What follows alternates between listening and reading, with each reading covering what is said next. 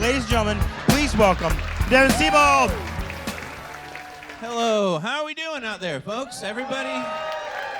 Look at this. Oh, good mix of people, young and old, and that's good. I'm a native Floridian. Are there any native Floridians out there? Any?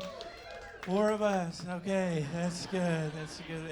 It's the young people too, because we don't live long. It's not our fault. The people come down from the north, run us off the road, and kill us before we're 30. So we're all just sandhill cranes wandering the streets, just waiting for Gary from Indiana to come down the turnpike and hit us with the Grand Marquis.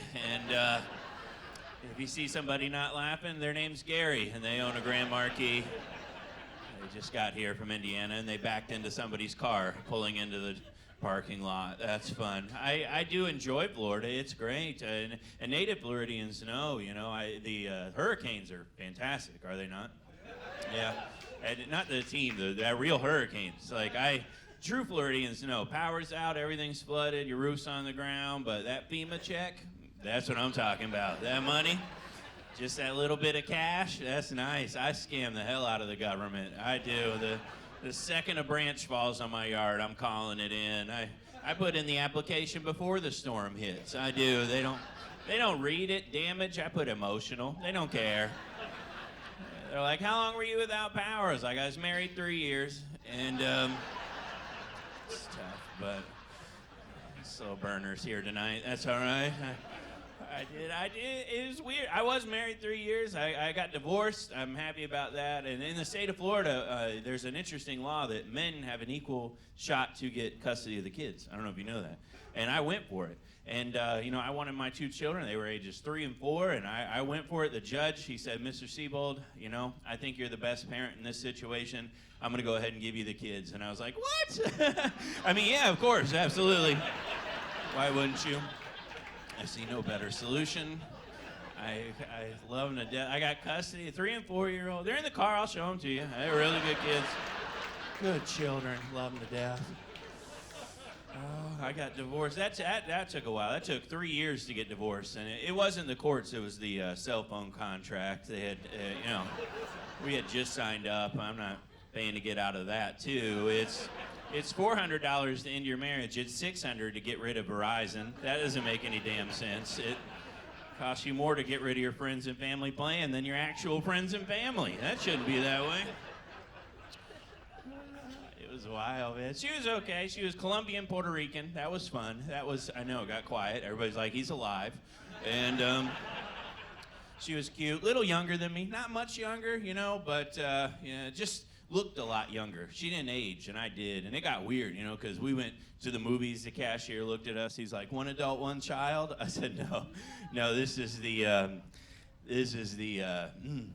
I'm sorry, does that say $18 for an adult ticket? This is my little girl. This is her.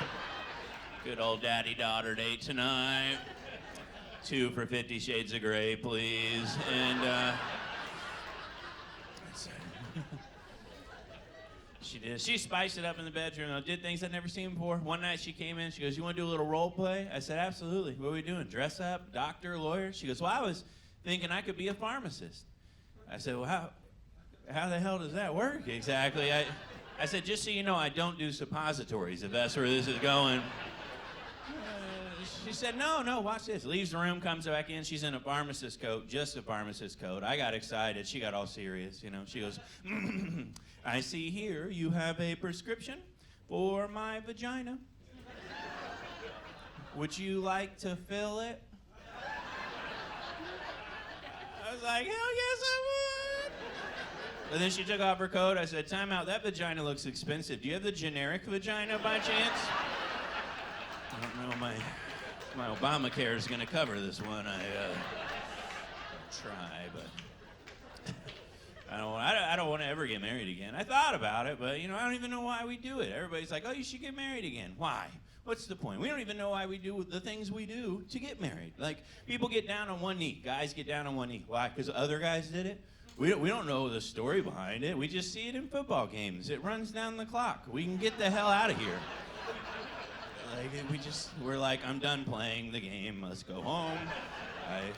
And women always, oh my gosh! They always act surprised. Oh! And they cover their mouth. It's because they're talking shit. That's what it is. They're like, oh, that's not the ring I wanted. That's not the one. That's not the ring. And I tried dating too, but I just don't trust people nowadays. You know, the internet's too wild. There's too much out there, too ease of access. I was actually putting online that I was going through a divorce. As soon as I posted it, somebody messaged me, an old flame of mine. She said, "Hey, you want to maybe grab some dinner, talk it over, you know, see how things go?"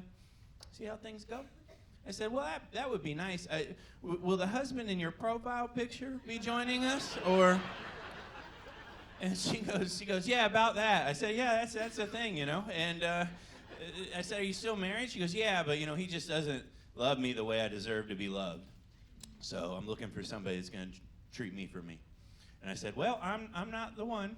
You know, and she's like, "You're not even gonna give me a shot?" I said, "No, because you cheat on him, you're gonna cheat on me. It's the law of the land. I could never. I mean, it's like I own a bank, and she just walked in, and she's wearing a ski mask, holding a gun with a bag of money, and she's like, "Hey, are you hiring?" And I'm like, "Wait a minute, it looks an awful lot like you just robbed a bank." And she's like, "Yeah, that bank didn't love me for me.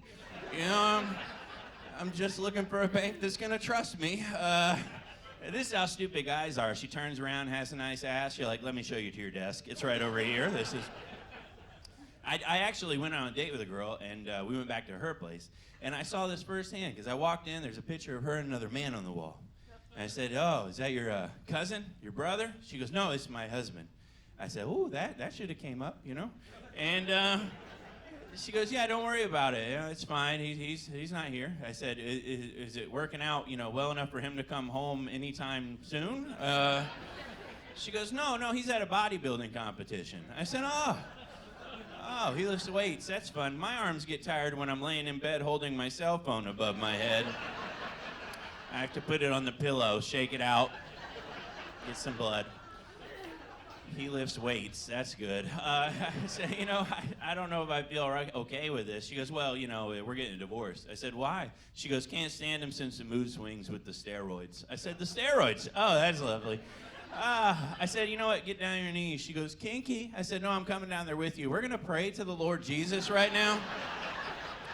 You got Bruce Banner about to come through the damn door, snap my spine in half." She goes, "You know what, if you want to leave, that's fine. I just wanted a nice night with a man that could please me, because it's true what they say about a guy on steroids. Their penis gets smaller." I said, "Right, but the rest of him gets bigger." I wasn't worried about him walking through the door and beating me up with his dick. Like, I was more concerned about the bicep part of them, you know?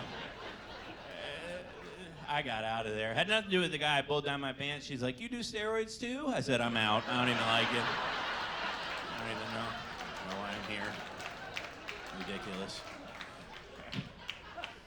I try. I've enjoyed living in Florida, though. I live in Orlando, and that's fun. I live near Disney, not, you know, Disney. I live where the magic stops. I live, as soon as you don't feel safe, that's my house. That's where I live. I live where hotels advertise air conditioning like it's an amenity, you know. They're like, "We have AC." I'm like, "You should." They're like, "And we have cable." I'm like, "So does a gas pump." I don't know if you know that. I do this game. I drive around on trash day. I judge my neighbors by the furniture they put on the curb. You ever done that? I do that. Do that. I'm telling you, next time you see your neighbors put furniture out, look at the condition it is in on the curb, and look at how it looks, because they did that to the furniture. Like, people think that happened outside. That was an inside thing, and then they brought it out. You ever see a couch looks like Wolverines assaulted them? You know, a dresser split in two. What happened? Should I report a crime? You know, don't judge him by the mattress, though. You know, we've all been there. Everybody in here's pulled back that sheet. You're like, "Apparently, I pissed myself 17 times. I don't recall any of that. I aged my mattress like a tree. I'm like, this one has 12 rings. It's been here since '08. Then you flip it over, brand new.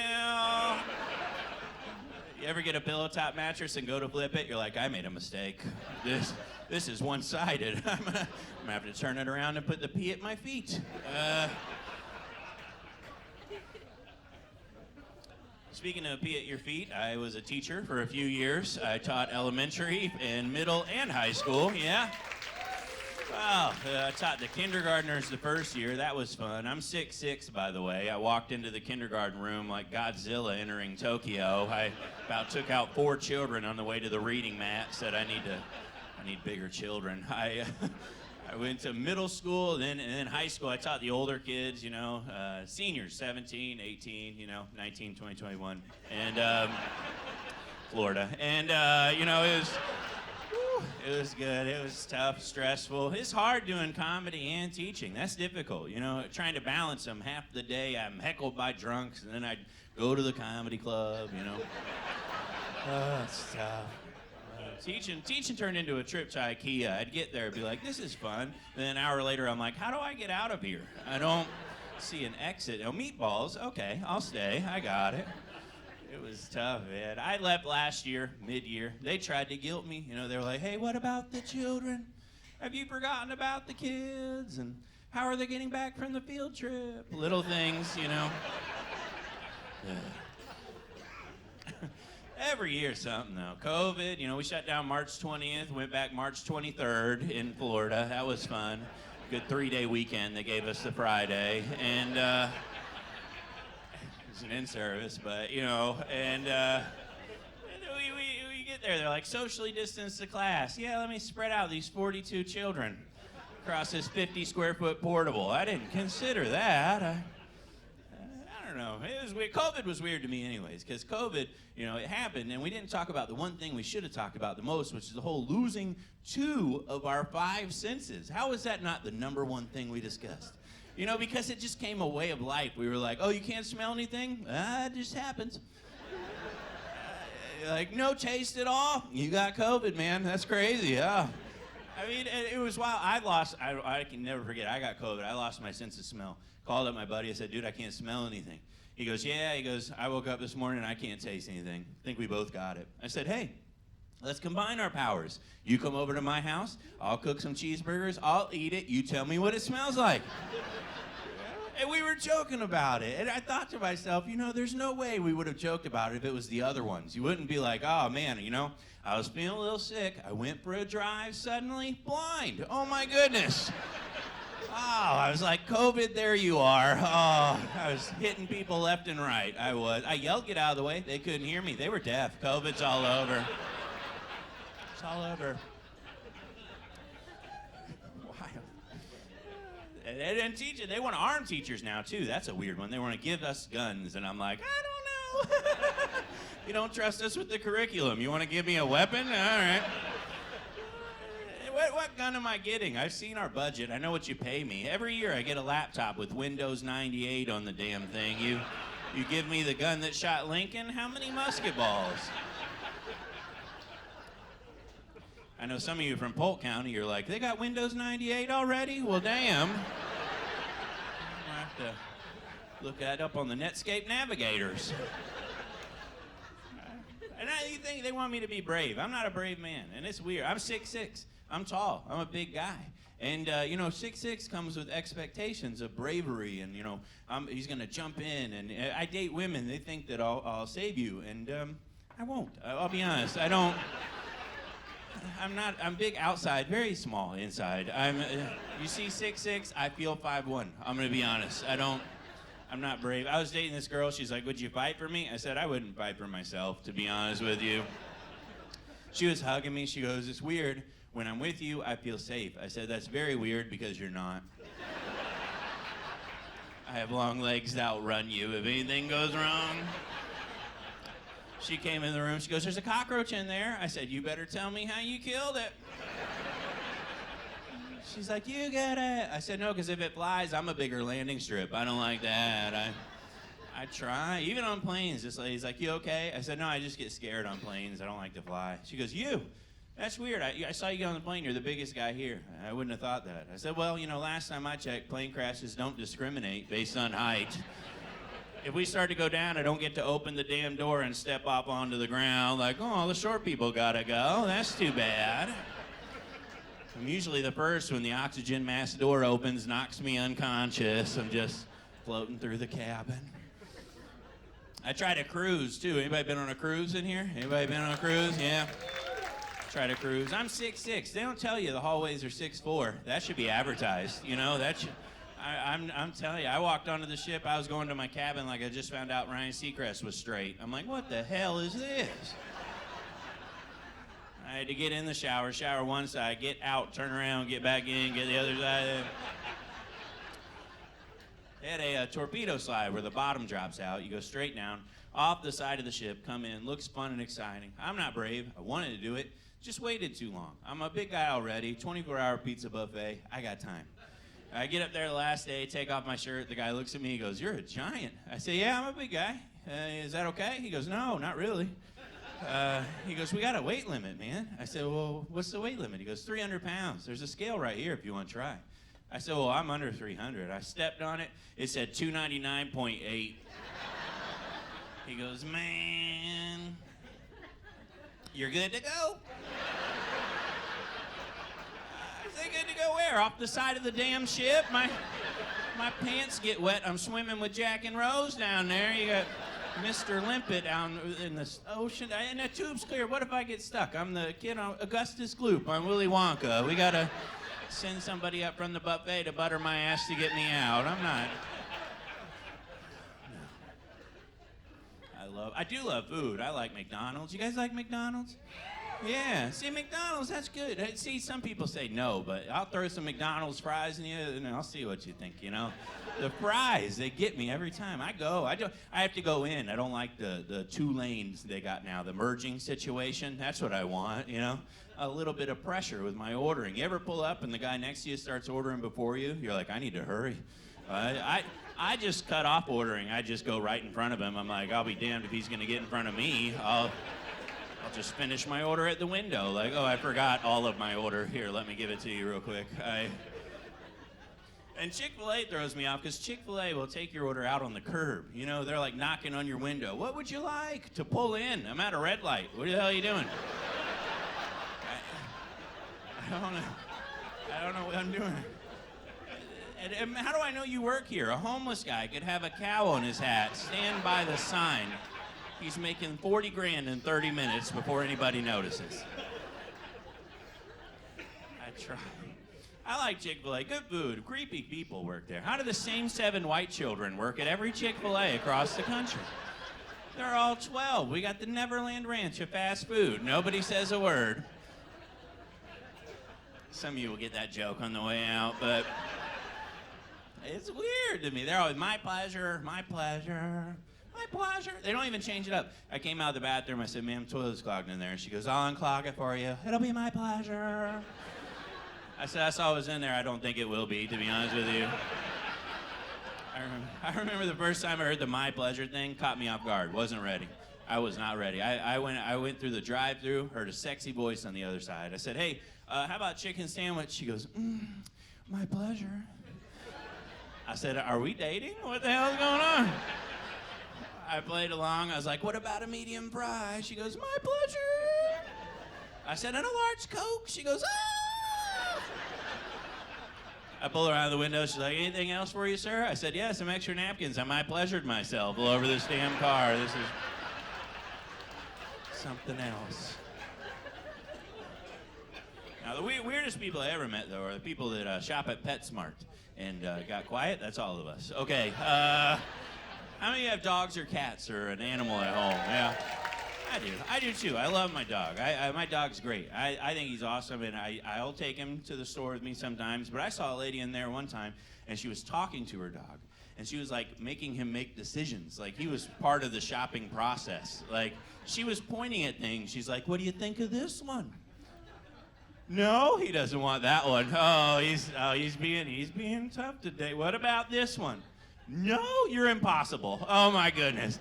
And she's just sitting there talking, and like he's gonna decide something. That's like taking Stevie Wonder into Sherwin-Williams. You know, you don't think he's gonna make a decision for you, do you? She looks at me. She goes, "What does your dog like?" I said, "I don't know." She goes, "Well, what's he prefer? Beef, salmon, pork?" I said, "My dog ate poodle shit in the parking lot." I'm not relying on his taste palette right now. Are there any teachers in here, by the way? Teachers, make some noise. Hey, there's a teacher. Oh my gosh, we got a lot of teachers in here. It's tough. Teaching is tough, isn't it? Oh man, teacher stress, it's crazy. The kids were good. I like this generation. My generation should have been messed up.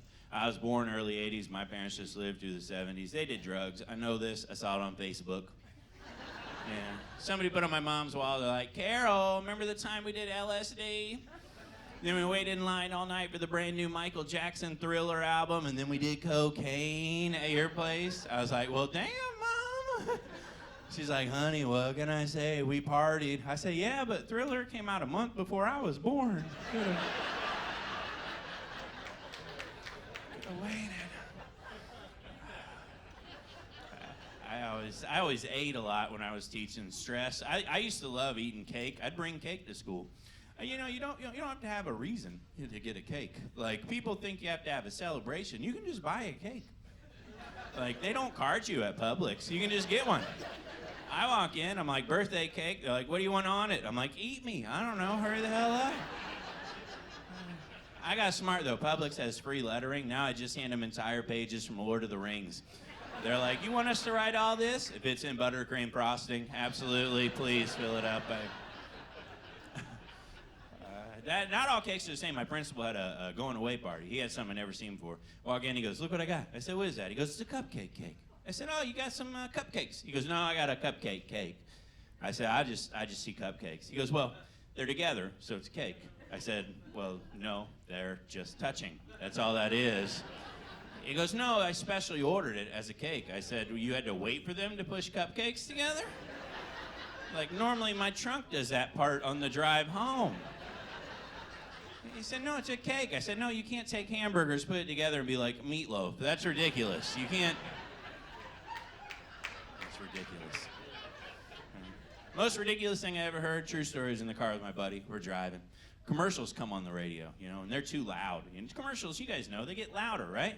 On TV, on the radio, they get louder. I turned it down. He goes, everything all right? I say, yeah, I just couldn't hear you. We were talking, the commercials came on, they get so loud. He goes, yeah, what's weird about that is the commercials aren't actually getting louder, they're just sounding louder. I said, I think they're still pretty loud because I could have just sworn you said the dumbest damn thing I've ever heard. He said, no, I'm serious. I used to work in radio, and what they do is they compress the sound. The sound's compressed, so when it comes to the speakers, it will sound louder, but it isn't. So I punched him in the face. He was like, hey, that hurt. I said, here's the thing. It'll feel like it hurt. But my fist was compressed, so I don't see how that could be. That's the most ridiculous. I did enjoy teaching, but here's the thing. As a teacher, sometimes you got to have a second job, right? How many people in here have ever worked in the food service industry? Clap it up. You ever been everybody, right? We all have. Now, here's the thing. As a teacher, I got hired as a teacher, realized with that salary, I needed another job. That was fun. And I went and I got hired at Carrabba's. And let me tell you this story. So I got hired at Carrabba's Italian Grill, and I walked in, applied. The guy said, we'd love to hire you for the evening shift after school. You can come in. I said, great. So when do I start waiting tables? He goes, oh, no. We need you to cook. I said, oh, no, I can't cook. I said, I've never done more than a grilled cheese and ramen noodles. He goes, well, we're going to teach you, all right? We're going to teach you how to do it. And I said, yeah, well, the money's good. Sure, I'll give it a shot, see how it goes. And I cooked there for 10 years. 10 years I worked there. Now, here's the thing. I'm going to tell you. If you've ever worked in food service, you know that when a server rings in their food, they will put their name next to it because they want you to know, as a cook, hey, that's for me. Make it a little better. Sometimes as a cook, I'd see it come in and say, Sarah. And I'd be like, oh, and on that spaghetti, I'd put a little extra meatball on there for Sarah. Greg, bring in his food. I'd give him the center piece of lasagna, the bigger piece of chicken for Jessica. Help him out. But I would always see this one name come in, and I'd see this name at the wrong times. I hated this guy. I hadn't met him. I just knew that his name kept coming through. And I'd make the food begrudgingly every single time. Well, one time, it was Mother's Day. That's the busiest day of the year if you've ever worked food service. And I got tickets end to end, and I see his name come in. And I was like, you got to be kidding me. There is no way this guy got to bring in his food during this rush. I grabbed the ticket, I balled it up, threw it at my manager. He said, you're not gonna make that one? I said, no, I'm not making it. I said, I'm tired of making that guy's stuff. He goes, who do you think this is? I said, I don't know, his name's on there. I've seen the name a lot. He's just kind of an asshole. He rings it in at all the wrong times.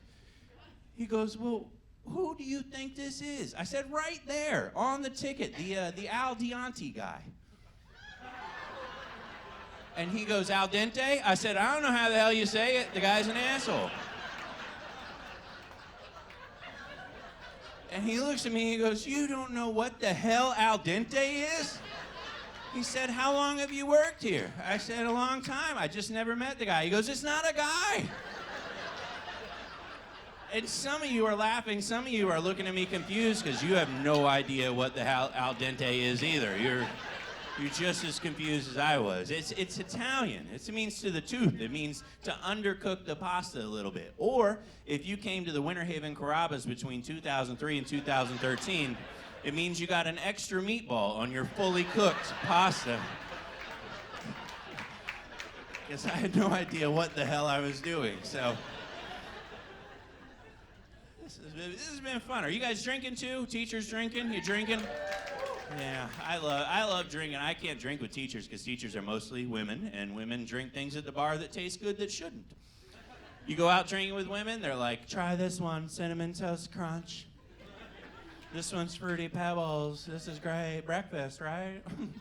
How about apple pie moonshine? I'm like, did you say moonshine? They're like, it's 180 proof. Do you feel it? I can't feel my legs right now, actually. You can always tell teachers that had too much to drink the night before, too. They're the ones you walk in, lights off, movies already playing, you know? All the kids are, Finding Nemo again. They're like, it's marine biology. Like, you teach math, count the turtles, leave me alone. I was always tripping out because I got to mentor the young teachers one time. That was wild. I was only 5 years in, and they said, we need you to mentor the young teachers. I said, so myself? And they go, well, you know, you've been here 5 years. I said, right, but I'm not a senior teacher. They go, no, now you are. Everybody else quit.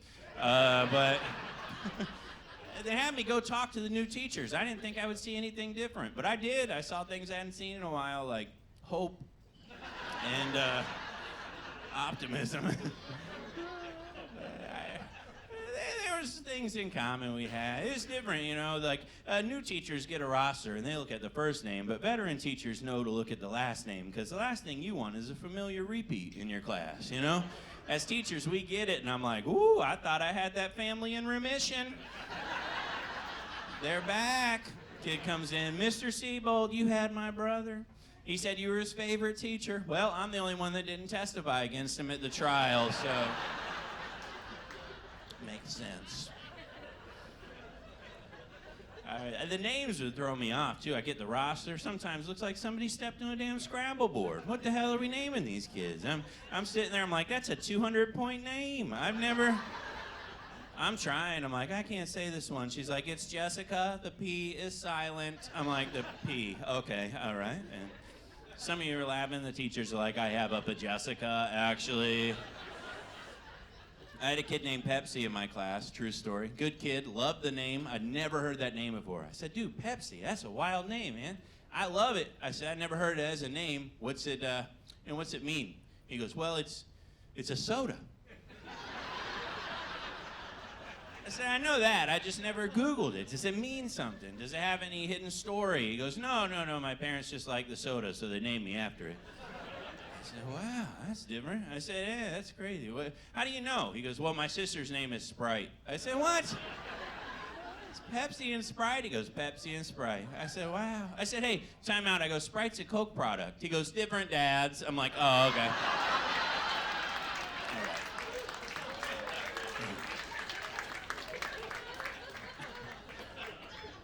Now, there was different things, too, that I didn't know about with teaching. I started teaching. I thought I knew everything. I didn't know everything.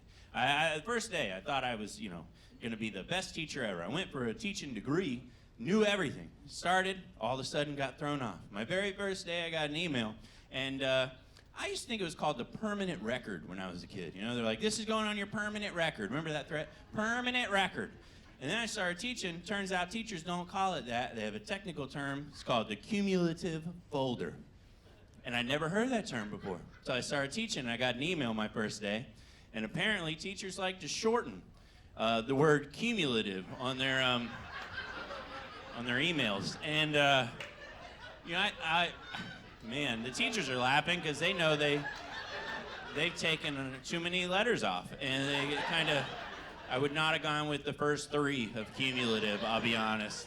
C-U-M. I don't say the word you say. You know, I got an email my first day. It's like, anybody seen Stephen's cum? I'm like, what the hell is this? Then they're like, yeah, I got Stephen's cum in my hand right now. I said, no. They're like, take that cum to the office. His mother would like to see it. The hell she would. I was mortified. I went over to a neighboring teacher. I said, are you seeing this filth? She said, the filth? I said, right there in the email. She goes, the cum? I said, the what?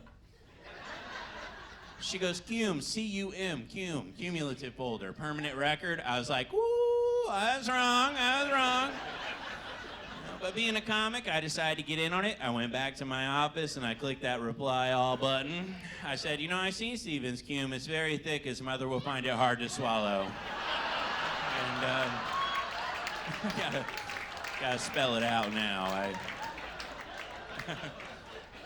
Now, I did that joke at the show yesterday, and it was a much older crowd, by the way. Turns out the 6:30 show on a Friday is a little elderly, you know? And I was nervous doing the joke. I didn't know how they'd like it. And there was a table of 90-year-old women losing it on that joke. I said, ladies, I love that you love it. I was really worried because I thought that joke might be too dirty for you. One of them stood up. She goes, we were cuming long before you were born.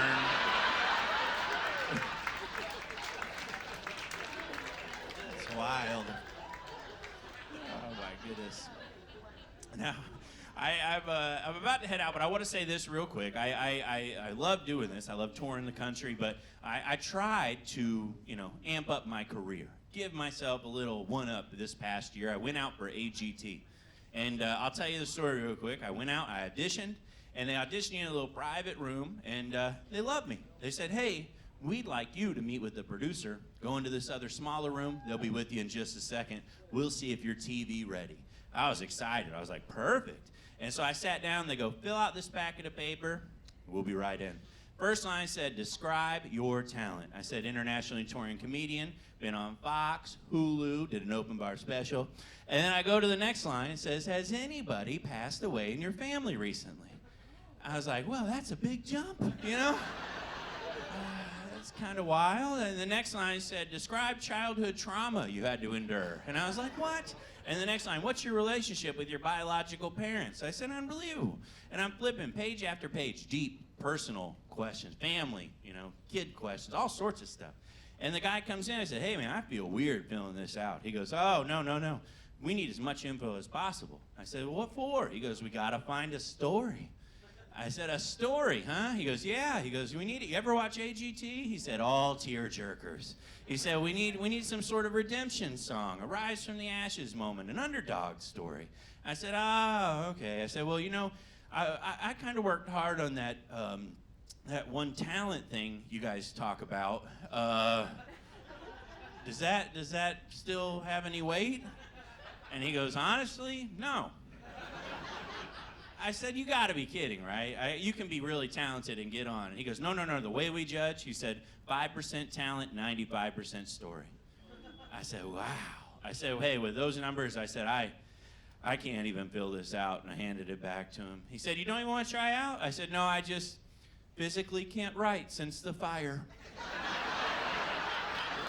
You guys have been great. Thank you so much. My name is Devin Siebold. You guys were awesome. Devin Siebold. Go on, give Devin Siebold.